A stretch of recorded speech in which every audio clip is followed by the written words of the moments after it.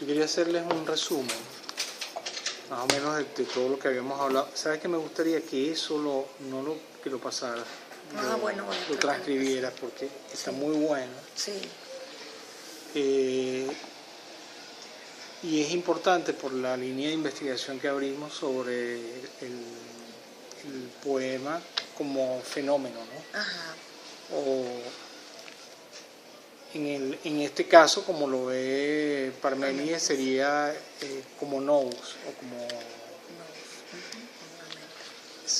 Y tengo otros análisis, después los de Platón y otro filósofo, Xenofonte y el que mandó Husserl y Hegel. Ok, entonces tenemos primero la poesía, un poco para diseccionar el hecho poético, ¿no? Como para decodificarlo o desagregarlo. Por un lado tenemos la poesía, tenemos al poeta, tenemos lo poético y tenemos el poema. Entendiendo que el poeta, como habíamos dicho en alguna clase, tiene su propio e íntimo taller personal. Y debe tener su propio íntimo taller personal, que es donde él precisamente ejerce el arte poético. Así como un orfebre o como un pintor que tiene sus herramientas, que tiene sus materiales para la construcción o para la construcción de un poema en este caso. Dijimos que esa materia que usaba el poeta en su taller personal e íntimo era la palabra o el lenguaje, ¿no? Y que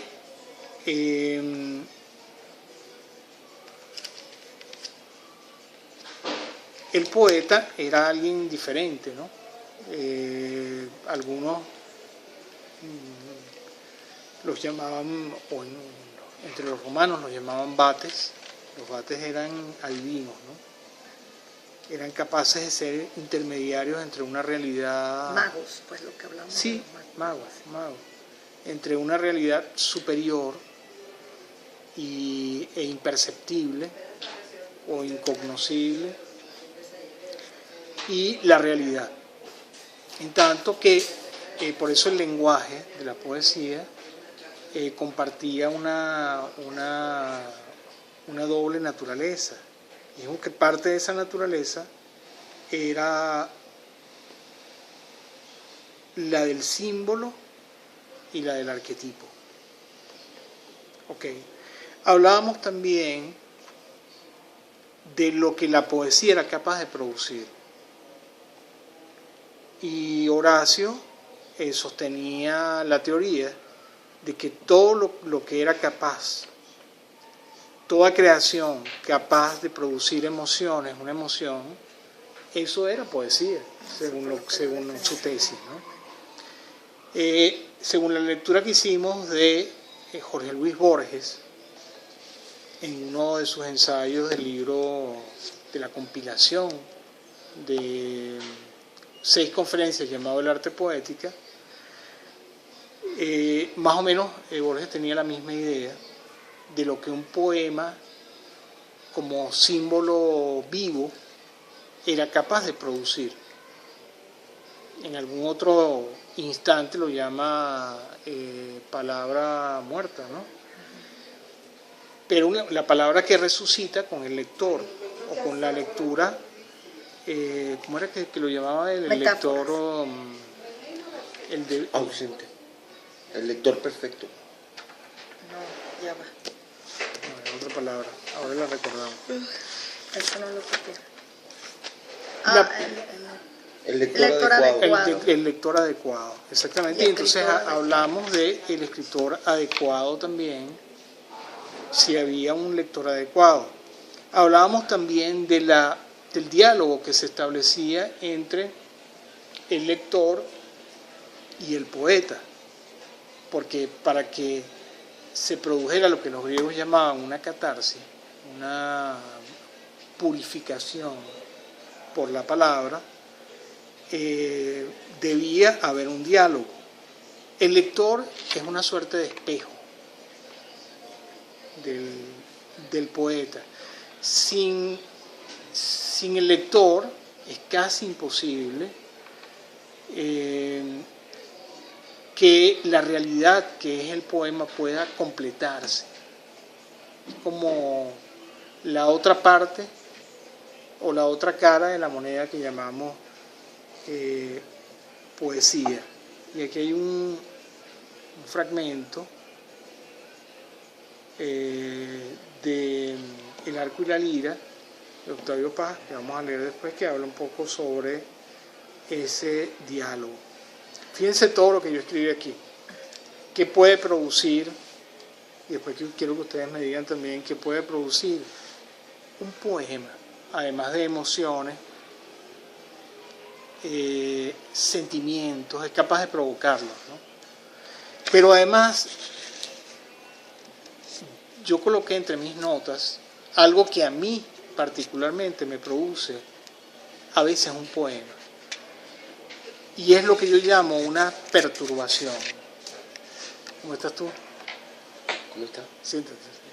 Una perturbación. Fíjense lo que me pasó una vez a mí con mi mamá. Ella un día se pone un perfume, no recuerdo el nombre de este perfume, y creo que era la primera vez que yo, bueno, lo olía, ¿no? Pero en mí el perfume causó una perturbación, me sentí perturbado. No sé en qué nivel, yo creo que era en un nivel como emocional, no era física la perturbación. Es decir, el perfume tenía algo. Yo podría decir que era casi una obra artística ese perfume, ¿no? Porque en mí produjo eso. No sabría cómo definir esa perturbación, pero me perturbó. Me hizo como salir de mi centro, ¿no? Y a veces un poema produce lo mismo. Yo no sé si esa perturbación es emocional, si es sentimental, si es espiritual, si es corpórea, pero en mí produjo una perturbación. Y yo la llamo perturbación poética. Lo que un poema es capaz de producir, no solamente en el ser humano, claro, como sonido, pero el poema no es solamente sonido, puede producir también, como somos cajas de resonancia, puede producir ecos, y la experimentación del poder del sonido también dentro de nosotros, como cajas de resonancia, ¿no? También coloqué iluminación espiritual. Cuando hablo de iluminación, hablo de alcanzar elevaciones de estados de conciencia. Cuando la conciencia se eleva, por ejemplo, a mí me pasa mucho con los poemas de Jorge Luis Borges. Los poemas de Borges son capaces de producir en mí una elevación de conciencia, como un salto en el vacío o un salto firme, no sé. Pero en mí son capaces de producir esas elevaciones de conciencia y de la realidad, en el caso de los poemas de Borges, que son muy intelectuales, y como son muy intelectuales, son también muy cercanos al espíritu. Porque una de las formas, según la fenomenología, de alcanzar un vínculo con el conocimiento o con lo espiritual es a través del intelecto. Esto es una idea que se encuentra, si mal no recuerdo, en la Fenomenología del Espíritu, ese libro de Hegel. Ajá. Además, si es magia, o si puede, o si es magia, como dice en algún momento Octavio Paz, es capaz también de transformar la realidad. No solamente de transformarnos a nosotros mismos, por supuesto que sí, porque si el poema es capaz de producir una catarsis, entre los griegos, creo que es Aristóteles quien asume por primera vez la comprensión de la palabra catarsis. Creo que es en la poética, precisamente. Pero ¿a qué se refería Aristóteles con catarsis en la poética? Se refería precisamente a la redención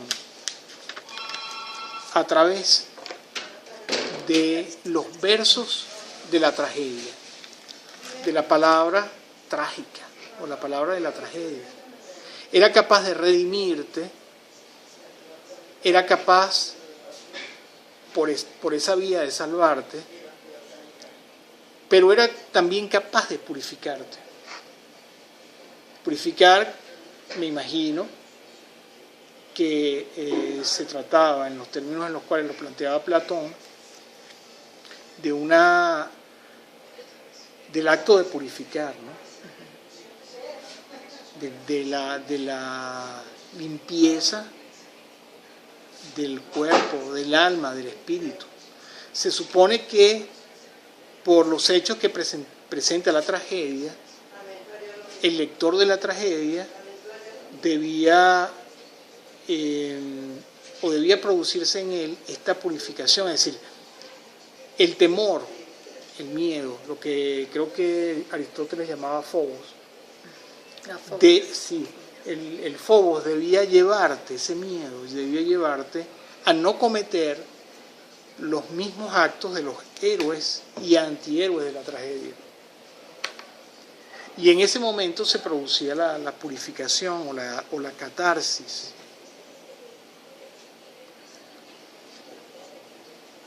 En consecuencia, si es magia, y de allí y nos apartamos un poco del concepto de la palabra, aunque precisamente es a través de la palabra que se puede verificar la magia, al menos la magia simpática de la que habla Platón en el Cratilo. Es capaz de transformar la realidad, pero también es capaz de transformarnos entonces a nosotros mismos según esta idea aristotélica. Y yo diría también que es capaz de epitomizar. Es un verbo que yo creo que lo creé yo, pero no sé si existe. O de epitomar. De epíteto. De epítome. La realidad. De reducirla. O almacenarla en una píldora que llamamos verso, o palabra, o poema. De encapsularla mágicamente. Es capaz de sanar también. Hay un libro por allí que anda en las redes que se llama La curación por la palabra. Yo creo que tengo incluso... Dieron un taller de poesía. Bueno, imagínate. La curación, se llama La curación por la palabra en la antigüedad clásica, ese libro.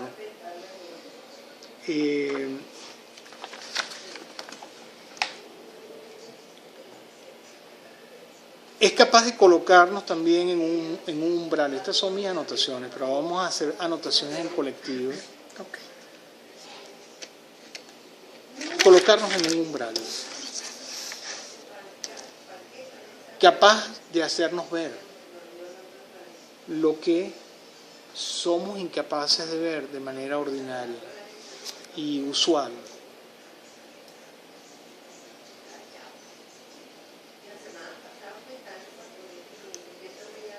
Es como, no sé, sabemos que muchas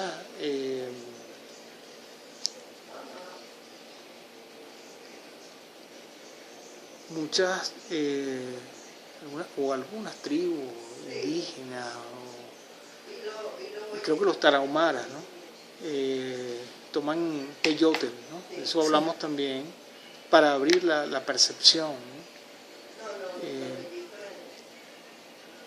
En el caso de los ritos, los famosos ritos eleusinos, de los misterios de Eleusis, había también, o los iniciados en los ritos de Eleusis, tomaban una sustancia que se llama quiqueón, que producía también más o menos los mismos efectos para abrir la percepción que el... Entonces, lo que decía, es capaz de colocarnos en un umbral.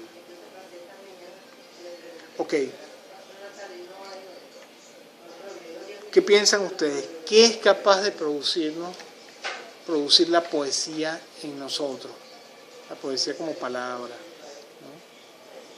Entendiéndola en primera instancia como palabra. Y ya con eso resumimos bastante, porque si leemos a Octavio Paz, bueno, la poesía es como 100 cosas, ¿no? Movimiento, salvación, poder, abandono. Bueno, ahí está, aquí está, poesía y poema. ¿Qué dice Octavio Paz? La poesía es conocimiento, dice conocimiento. Sabemos que es capaz de producir un conocimiento. Es salvación. Sabemos que nos puede salvar en el sentido de la redención que produce la catarsis. Dice es poder. Si es poder, es capaz entonces de transformar y cambiar las cosas. Exacto. Es abandono. Dice devela el significado de ciertas palabras sagradas e inmutables, ahí en el arco y la lira, ¿no? Sí. Una parte dice, página 29, dice, precisamente aquellas sobre las que reposaba el edificio de la metafísica occidental, menos los fundamentos de la metafísica. Toda crítica filosófica se inicia con un análisis del lenguaje. Y dice, defiende la palabra trascendiendo la historia. Claro, Es eso también. por supuesto. Eso sí no lo entendí, porque dice que trasciende la historia. Bueno, porque la vida de la poesía es totalmente, es por supuesto diacrónica, ¿no? Pero es sincrónica también, es decir, es capaz y además tiene un corte transversal sobre la historia. Es decir, la poesía la encontramos o es capaz de superar la historia misma Eso sí puede ser. como eje transversal de lo humano. Esa es una interpretación, ¿no?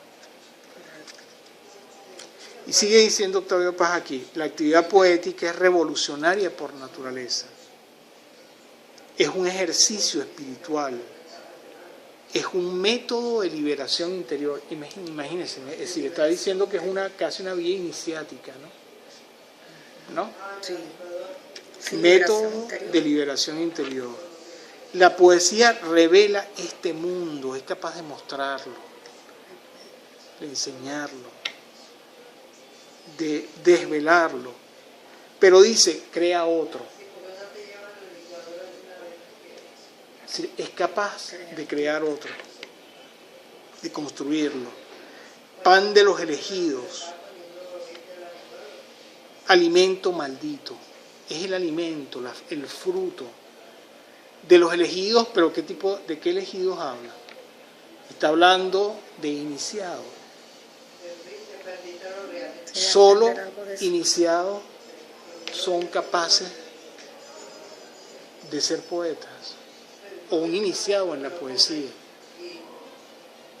que es lo que creo que nos dice Octavio Paz cuando comienza diciendo que es ejercicio espiritual, que es un método de liberación interior, pero también pan de los elegidos. Como decía Jesucristo, muchos son los llamados, pocos los elegidos. Y cuando se refería a los elegidos, se refería a sus discípulos, que eran sus iniciados también. aísla y une. Esos son contrarios que se complementan. El mismo Octavio Paz habla como de dos fuerzas que tiene el lenguaje poético. Una centrífuga y una especie de fuerza centrípeta, que era capaz de unir, pero también capaz de separar. Invitación al viaje, regreso a la tierra natal, también otra dualidad, ¿no? ¿Cómo dice? Dice por un lado invitación al viaje, Eso ya no te invita a viajar, pero también a regresar a la tierra natal. Recuerden que la poesía, o buena parte de la poesía, tiene estas dos vertientes: la de los poetas que se marchan de su tierra natal y de aquellos que se quedan. Los poetas que disfrutan y son capaces de revelar en su poesía el paisaje y la naturaleza de la patria, y aquellos que son capaces o simplemente se van. En Estados Unidos hay casos importantes, por ejemplo el de T.S. Eliot o el de Ezra Pound, como poetas viajeros o los migrantes. Y hay un poeta también, Alan Watt, que hacía esas cosas, que se suicidó al final, el que escribió La sílaba aún, que es todo un poema. Alan Watt, esa iniciativa. Claro. ¿Qué más dice? Luego dice inspiración y respiración. Ejercicio muscular. Plegaria al vacío. Diálogo con la ausencia. El tedio, la angustia y la desesperación la alimentan. Bueno, vamos a dejarlo hasta aquí. Ese plegaria al vacío es como al silencio, algo así. La plegaria es una oración. Como meditación. Pero contemplativa. Si es al vacío, es ¿a quién es la oración? Contemplativa, mental. No Porque la oración es usualmente a la divinidad, a Dios, ¿no? Es decir, pero Octavio Paz dice que es una plegaria al vacío, una oración al vacío, la poesía. Ok. ¿Qué piensan ustedes que es capaz de producir, además de lo que tú decías la otra vez, qué es capaz de producir en un ser humano un poema? Deja huellas. Deja huellas. Deja huellas. Deja huellas. Impregnadas en la conciencia y la memoria, puede ser. Deja huellas impregnadas en la conciencia y la memoria. Claro. Tiene espacios de silencio también que están cargados de signos, ¿no? Pero esto es importante, espérate un momento. Las huellas son importantes, pues son cuando se convierten esas huellas en impresiones, ya hay una afectación en el ser humano. Si un poema, si una palabra, si la palabra es capaz. ¿Qué fue lo que dije para anotarlo? Deja huellas. Deja huellas impregnadas en la conciencia. Es importante. Y más allá de las huellas, la impronta, ¿no? La impresión. Es decir, cuando queda grabado la poesía en quien la escucha o en quien la lee, ¿no? Ajá, ¿qué más? Es un cúmulo de signos. Pero ¿qué puede dejarnos? ¿Qué, además de todo lo que hemos dicho, qué es capaz de producir en nosotros la poesía? Tú dijiste esto, es importante, dejar huellas, deja una impresión. En mi caso creo que apuntaría a una palabra para resumir: dialéctica. Dialéctica. Ajá, ¿a qué te refieres con eso? El objetivo en esencia es la capacidad para discutir. Okay. discutir y aprender No, a través de la dialéctica, no, eso ya es del ejercicio de la eso dialéctica. ya es selección del lector y de la afección que puede hacer el escrito, la palabra, etcétera, etcétera. Bueno, cuando hablamos de dialéctica, hablamos de diálogo también. Exacto. Okay. Yo he estado reflexionando en las últimas semanas, desde que empezamos a hablar del diálogo, y que hay un diálogo que se establece entre el poeta y el lector, pero hay un diálogo también del poeta consigo mismo. Por eso es que T.S. Eliot escribió ese libro llamado Las tres voces de la poesía. En las tres voces de la poesía, ¿tú lo has leído alguna vez? ¿Lo has tenido? ¿Cómo es? Las tres voces de la poesía. ¿De quién? T.S. Eliot. Fíjate, No. en las tres voces de la poesía, Eliot dice más o menos lo siguiente: que la poesía tiene tres voces. La primera es la del poeta hablando consigo mismo.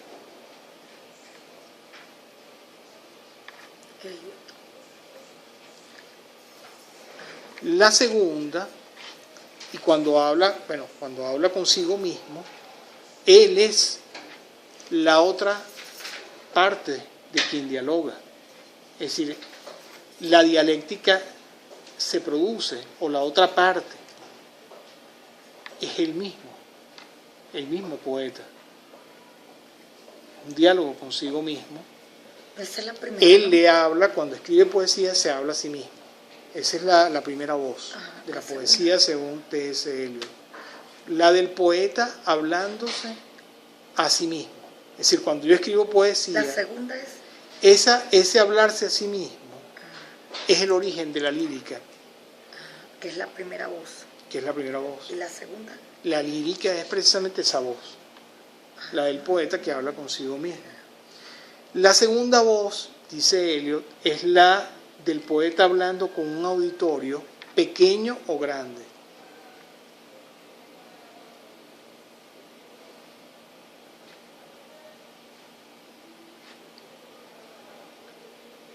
Y es la voz de la épica, de la narrativa, sobre todo de la narrativa que tiene un impacto, que es capaz de dejar también una impresión, que es el caso de la épica, porque no todo lo que contamos es capaz de dejar una huella o una impresión. Sobre todo la poesía venezolana ha sido muy poco épica. correcto. Ha sido siempre muy lírica, La tercera. en un sentido muy general, incluso más allá de la lírica, ha sido intimista. Toda la última poesía venezolana, sobre todo desde los años 80, quizás hasta comienzos del siglo XXI o finales de los 90, fue muy intimista. Yo leí eso de él, pero no lo tengo aquí. Lo tengo en el de relatos de terror, en la otra carpeta. Bueno, búscalo. Creo Creo que Liliana Gómez nos lo mandó a leer Liliana Gómez. bueno, fíjate. Creo que se puede bajar de internet, Sí. las tres voces de la poesía. Y la tercera voz es la de el poeta cuando asume un personaje dramático. Cuando el poeta asume un personaje dramático. Es decir, se enmascara. Es una forma de decirlo. En Venezuela se habla mucho del enmascaramiento cuando se habla de la creación de un personaje. No sé si es exactamente lo mismo. Claro, el personaje tiene una máscara. O tú te colocas la máscara y hablas a través de la máscara. Así es visto en Venezuela, el enmascaramiento y la creación de un personaje a través del cual tú dialogas en poesía.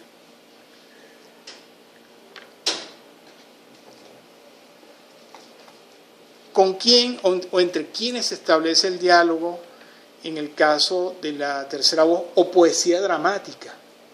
Porque tenías la lírica, la poesía épica y en este caso la poesía dramática. Que es en todo caso de la cual hablaba Aristóteles, porque se refería a la tragedia, ¿no?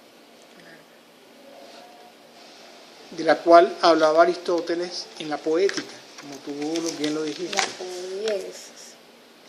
Sí, bueno, la poiesis es precisamente la poesía. Eso sí, yo no hice eso de Aristóteles. Lo cual, tú sabes, eso nos lleva a pensar que probablemente la poesía dramática esté más cerca Del discurso. del discurso del cual habla, claro, sí, por supuesto, del símbolo, pero más cerca de lo que Octavio Paz expresa como un método de liberación interior. La poesía como un método de liberación interior o como un ejercicio espiritual. O la poesía ejerciendo catarsis en quien la lee o en quien la escucha.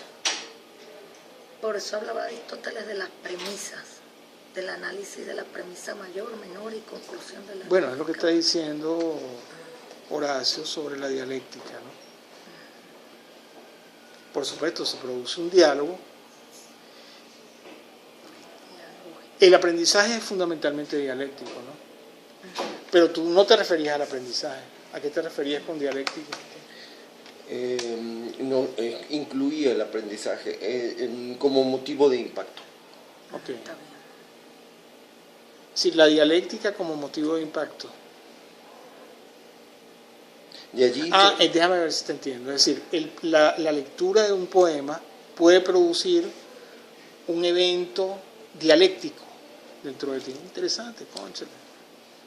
Horacio, estás pensando mal. Está bien.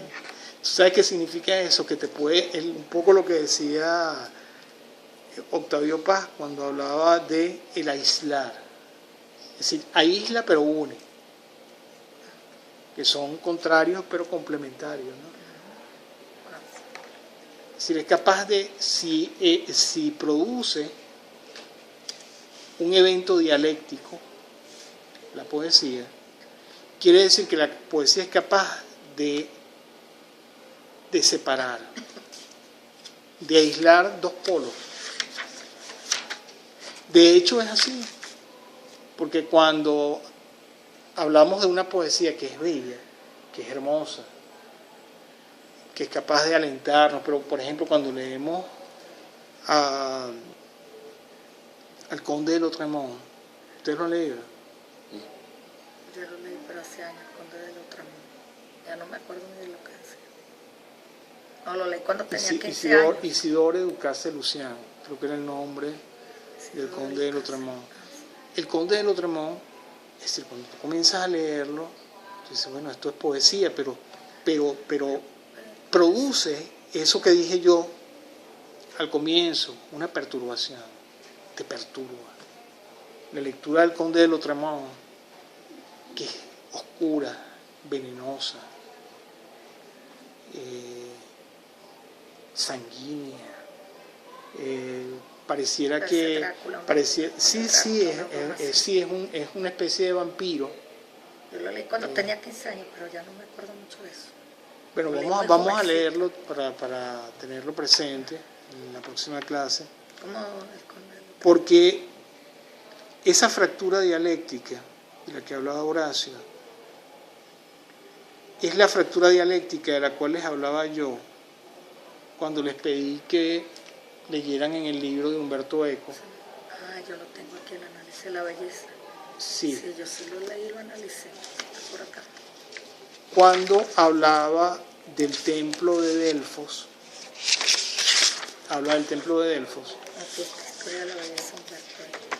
En la historia de la belleza, precisamente Humberto Eco. Tomás Kuhn también leí algo de la fractura de la leíste algo de Tomás Kuhn. Interesante. Bueno, Eco habla precisamente de esa fractura, cuando, hablando precisamente del templo de Delfos, dice que me parece que en el frontispicio hay dos expresiones que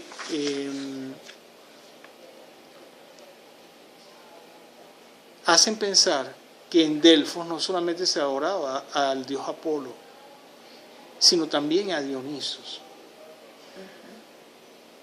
Es decir, estamos hablando de dos dioses totalmente opuestos, ¿no? Son de naturaleza, ciertamente opuestas, dialécticas.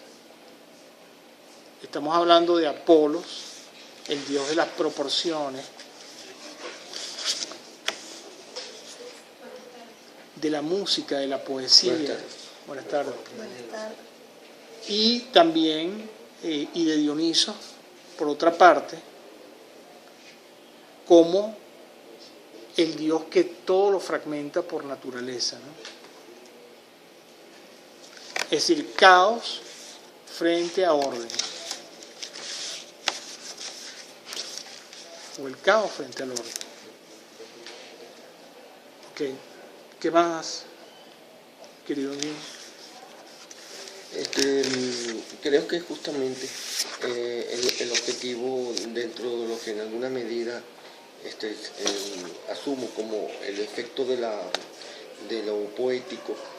Efecto de lo poético. Sí, es justamente Pero el efecto de lo poético no es lo mismo que el efecto de la poesía.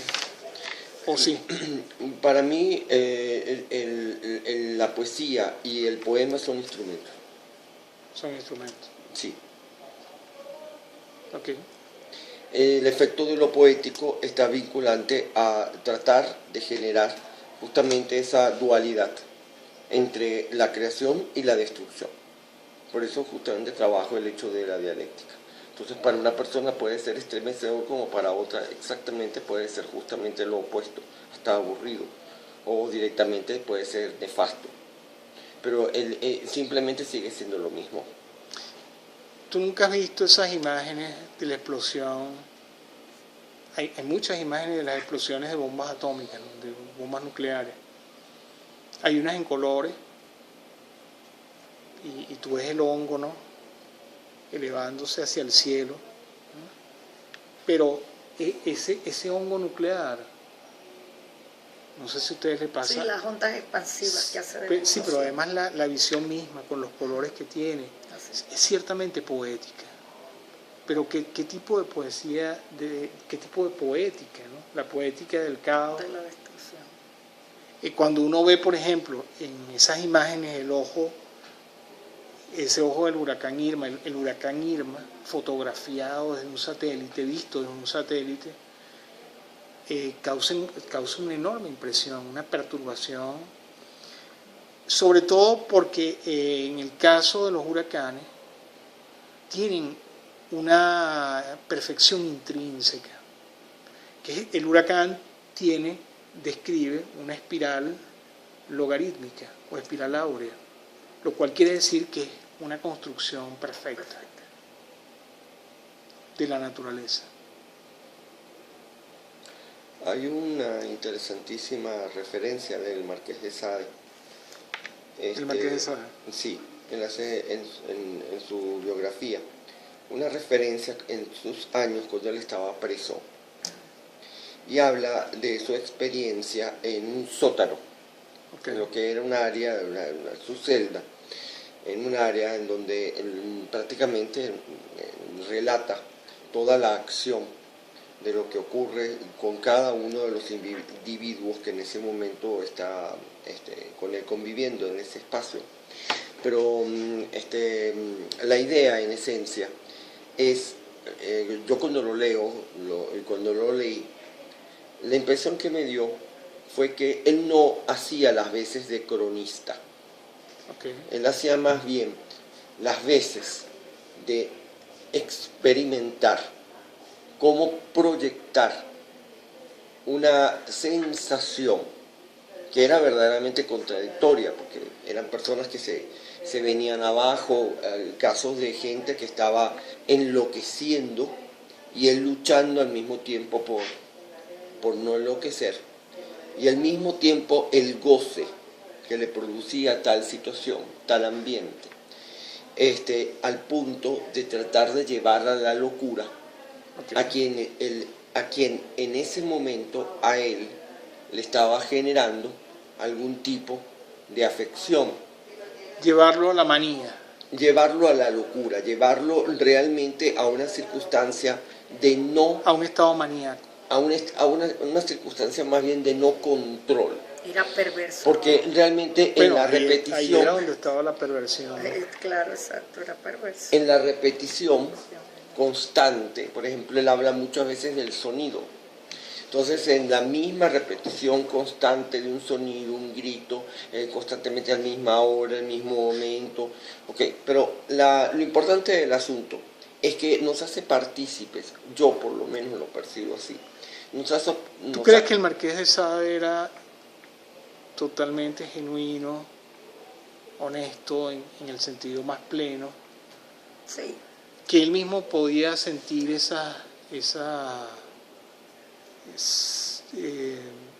ser así, ser capaz de sentirse bien produciendo en alguien, por ejemplo, o que viera en algo, este allá se efecto cría así, maníaco, ¿no? como pata. Que si siente placer haciendo Sentir placer. Yo parto del daño, principio de haciendo que daño a a los él le demás. importaba muy poco lo que se generaba en el otro. Lo único importante realmente para él es cómo la reacción que percibía directamente le afectaba, directamente le insinuaba.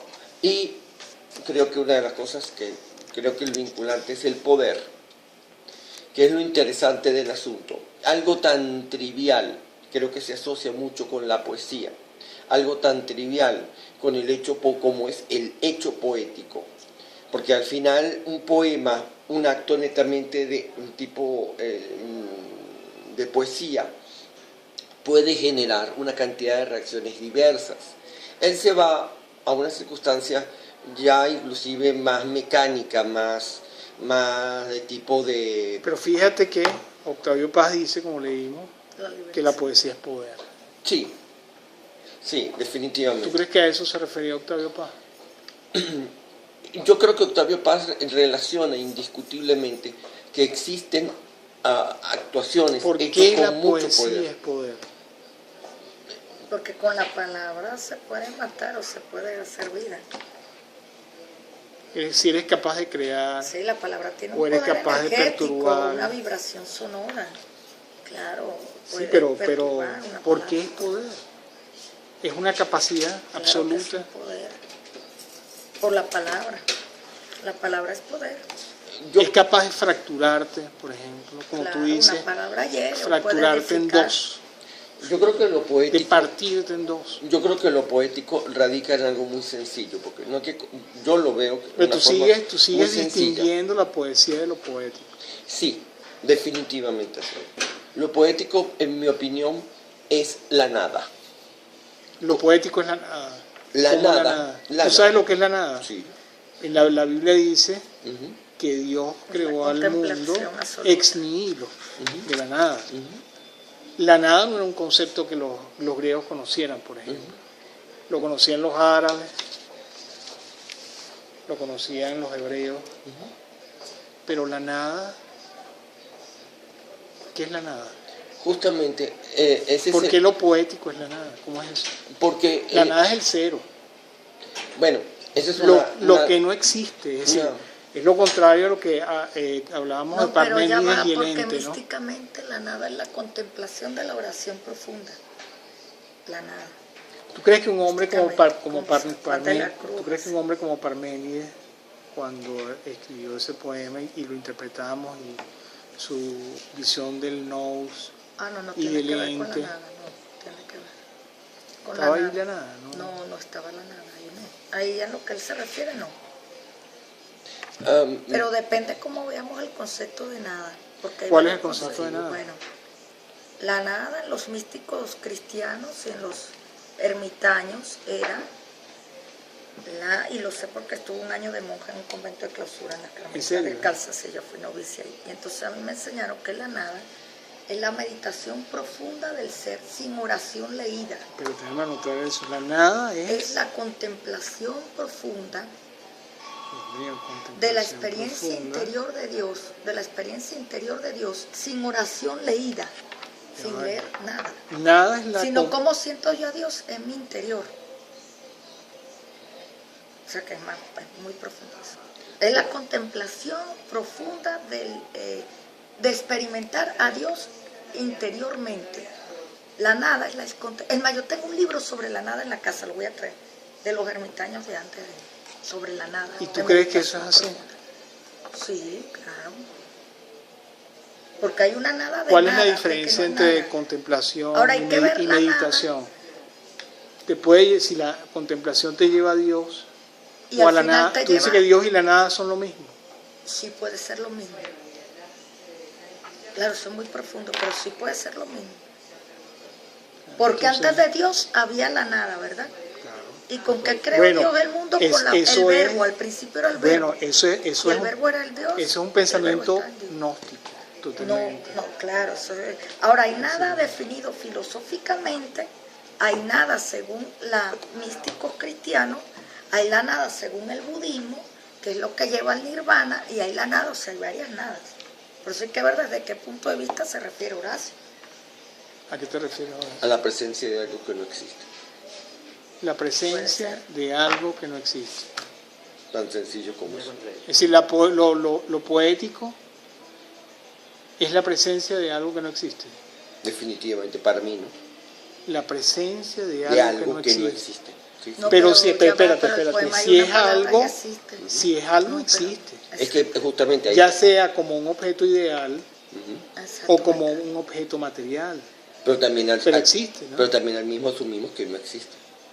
No, así sí no entiendo, Horacio. Claro, ¿Cómo así? lógico. El problema en esencia es que depende de cada uno de nosotros. Bueno, hay En que este caso, investigar el pongámosle, concepto de depende nada. del lector. Que eso exista o no, porque es un acto de prueba.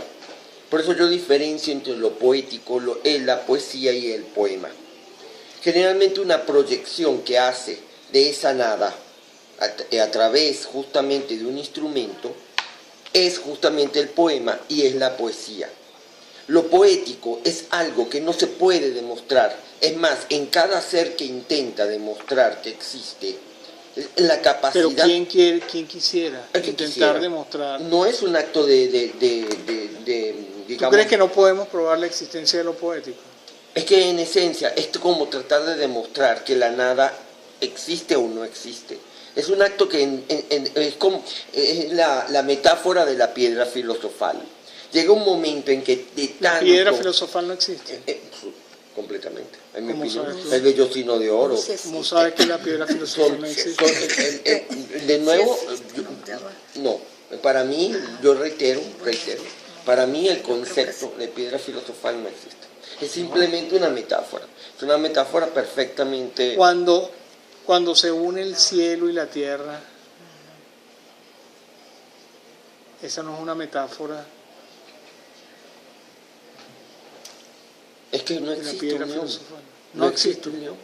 No existe. Y en el principio, cuando dice en la Biblia que Dios separó la bóveda celeste de la Del agua, terrestre, claro que sí. Es simplemente una no estuvieron unidas en algún Es momento. simplemente una percepción de quien en alguna forma manipula el verbo a través de la Biblia. No vale. Es decir, yo parto del principio siempre que lo poético es una labor de creación en donde el lector tiene un papel fundamental. Usted quiere asumirlo a través de la Biblia, a través del Corán, a través de, no sé, los Vedas. Los libros Eso es un sagrados. problema estrictamente personal. Para mí, todo eso es nada. Porque simplemente son instrumentos que al igual Pero que... espérate, No, si yo lo no creo. poético no es nada, entonces la poesía tampoco es nada. Es que es justamente lo dialéctico de lo poético. No, es decir, pero Si eso tú es estás una viendo confusión ahí. tienes, claro, ahí hay Tienes una, una creo que hay una confusión ahí, confusión sí. lógica allí. lo poético realmente, en esencia, reúne todo y es dialéctico por eso. Porque al mismo tiempo es la no Ok, existencia de algo. ¿qué vasos comunicantes Pero ¿por qué tú lógicos dices que no es nada? tiene No lo entiendo poético y la nada?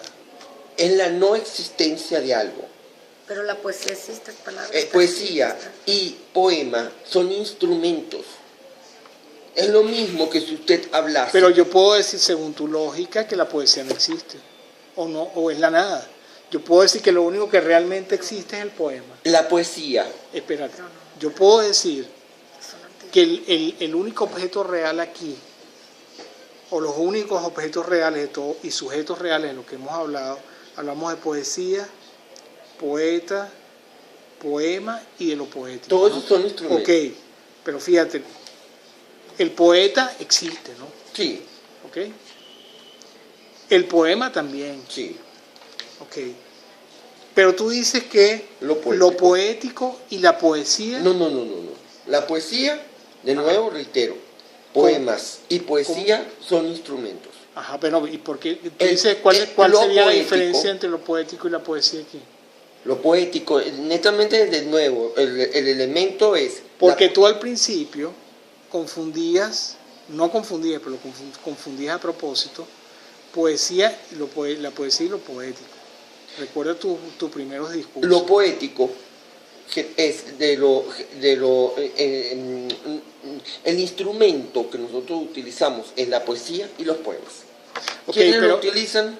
lo poético está presente, puede estar presente en cualquier Sí, obra sí, todos, del arte universal. todas, En cualquier creación. cualquier cosa, es cualquier cosa. Por ejemplo, no, en la naturaleza ni misma siquiera creación, está lo poético. ni siquiera creación. No, tiene que haber creación. No. Porque ¿sabes qué significa poesía? El hecho, Poesía significa creación. el hecho, La poesía es la creación misma. lo poético, Y en consecuencia, lo poético está como categoría de la poesía. Es decir, la carga de la poesía, lo que la poesía carga en sus hombros, es lo poético. Si la poesía, los griegos pensaban que la poesía era creación. La creación es la manifestación. Lo creado de la nada, ex nihilo, es poético por naturaleza. Si es creado, es poético. Pero tú dices que no. poético puede ser algo que, como yo lo entiendo, puede ser obra de la humanidad, como directamente estaba allí Bueno, pero estamos hablando, antes, pero está en la creación. Cuando hablamos de creación, hablamos de la creación del hombre. antes de la presencia de la humanidad. Y Bueno, estaba antes allí de la presencia de la humanidad es la creación. La creación de la divinidad, no, no. o de la providencia, o de Dios. Lo poético indiscutiblemente es, dentro de lo que puede existir, es algo que en alguna forma es canalizado por la humanidad a través de varios elementos. Entonces puede ser la poesía, ¿Cómo lo canalizas? ¿Cómo lo canalizas? por su presencia. Cualquier acto de presencia que en alguna forma... Pero ¿no tiene- será que lo poético ya estaba dentro de ti? Lo poético está, no tiene necesidad de mí. No Bueno, tiene cuando necesidad hablo de de nadie. ti, hablo de la persona. No tiene necesidad de nadie. Lo poético está en todo. Lo único que necesita lo poético para en alguna forma instrumentarse es tener la Manifestarse. presencia de alguien que observe, interprete. ¿Que se alguien que inspire, observe o de vibre, alguien que cree? vibre, punto. Que Sí, vibre. bueno, pero tú no puedes vibrar con algo que no existe, ¿verdad? Claro. Es decir, si no hay un poema que tú estés leyendo, ¿verdad? Tú no puedes vibrar o no vibrar si no existe ese poema. No puedes sentir una perturbación o tener una catarsis. O sea, O- la poética, según Lo poético. lo poético, es lo que está en la naturaleza de las cosas. No. Que Él está dijo, en Está que, en él todo. dijo que era la nada. Está en todo. Pero primero dijo que era la nada, ahora está diciendo que Está en todo. todo. Está Es una en- contradicción Es que del justamente es silogismo. dialéctico, es justamente por eso es completamente dialéctico. Es una, en esencia, lo resume todo y al mismo tiempo es la no existencia de absolutamente todo, es la nada. Es decir, lo poético no tiene por qué tener una existencia, una trascendencia. La trascendencia y la existencia lo establecemos nosotros como lectores y usuarios. poético, Como puede ser escritores. lo poético puede estar, por ejemplo, Como en la espectadores. bosta. Puede haber un enorme cúmulo de bosta. Y yo, por el volar de las moscas sobre la bosta, O sea, es un poema. porque soy yo. Pero hay que estar perturbado Una percepción. mentalmente para... No, ¿por qué? ¿Por qué? Hay que estar perturbado. Porque, no, mire, antiguamente, Tú estás Anti- estás como la oposición venezolana. Marqués ¿ah? de Sade. No, Pero peor, claro, porque se peor que el contradice. Marqués, Café. peor que el Marqués de Sade. yo creo que me parece que Bueno, aunque uno se ríe, pero Francesca en la mosca es un poquito repulsivo. La Es verdad. repulsivo, ¿verdad? pero de nuevo volvemos al punto. Bueno, si un poema se puede hacer de cualquier cosa, es verdad también. Puede ser como echarle boleros. No, por supuesto, por supuesto. Puedes hacer un poema, no con la Pero bosta. con elegancia, con otra cosa. Pongámosle, yo por lo menos en el caso nuestro a nivel venezolano, Pero no es eso de tirar bombas de bostes, no es nada poético, ¿no? Ah, no, lo no, hicieron. pero ese momentico, Lo de último. de nuevo vuelvo, De lo a ver, último, eso sí me yo de parece nuevo lo vuelvo último. al punto, ¿no? Me Ay, no. parece que todo, la Y que poética, mala la gente vive está y abarca psicopatía. La percepción. Psicopatía. lo abarca todo. La poética.